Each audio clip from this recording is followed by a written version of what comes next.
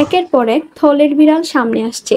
বেনজির থেকে মতিউরের ছাগলকাণ্ডের পরই উঠে আসলো জাতীয় রাজস্ব বোর্ডের প্রথম সচিব কাজী আবু মাহমুদ ফয়সালের। তার শ্বশুর ও শাশুড়ির নামে 18টি ব্যাংক হিসাব রয়েছে।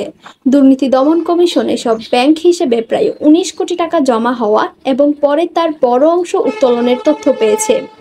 আদালতে জমা দেওয়া দুদকের নথি বলছে, ফয়সালের শ্বশুর আহমদ আলী একজন অবসরপ্রাপ্ত ব্যাংক কর্মকর্তা। তার শাশুড়ি মমতাজ বেগম পেশায় গৃহিণী। দুদক বলছে, ফয়সাল ঘুষ ও দুর্নীতির মাধ্যমে অর্জিত অর্থ নিজের ও স্ত্রীর নামে রাখার পাশাপাশি স্বজনদের নামেও রেখেছেন। শ্বশুর ও শাশুড়ির নামের ব্যাংক হিসাবে যে অর্থ লেনদেন হয়েছে তা ফয়সালেরই অপরাধলব্ধ আয়।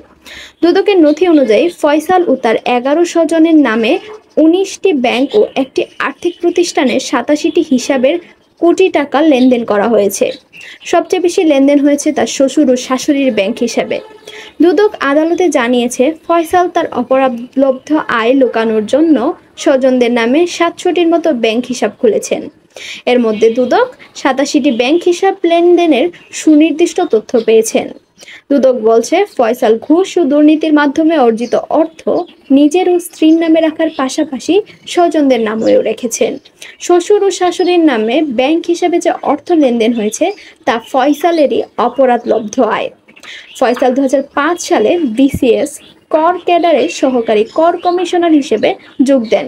তিনি বর্তমানে এনবিআর এর আয়কর বিভাগের প্রথম সচিব, টেক্সাস লিগ্যাল অ্যান্ড এনফোর্সমেন্ট হিসেবে দায়িত্ব রয়েছেন। ক্ষমতার অপব্যবহার ও ঘুষ লেনদেনের মাধ্যমে বিপুল সম্পদ অর্জনের অভিযোগের ভিত্তিতে গত বছর দুদক ফয়সালের বিরুদ্ধে অনুসন্ধানের সিদ্ধান্ত নেয়।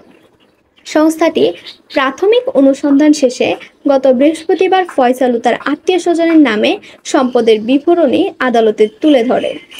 দুদকের আবেদনের পরিপ্রেক্ষিতে ফয়সাল ও তার স্ত্রীর নামে থাকা ঢাকার নারায়ণগঞ্জের 5 কাঠার 2টি প্লট, শ্বশুরের নামে থাকা ঢাকার রমনা এলাকার একটি ফ্ল্যাট, খিলগাঁওয়ে শাশুড়ির নামে 10 কাঠার প্লট জব্দ করে এবং 87টি ব্যাংক হিসাব অবরুদ্ধের আদেশ দেন ঢাকা মহানগরের জ্যেষ্ঠ বিশেষ জজ মোহাম্মদ আসাম জগলুল হোসেন।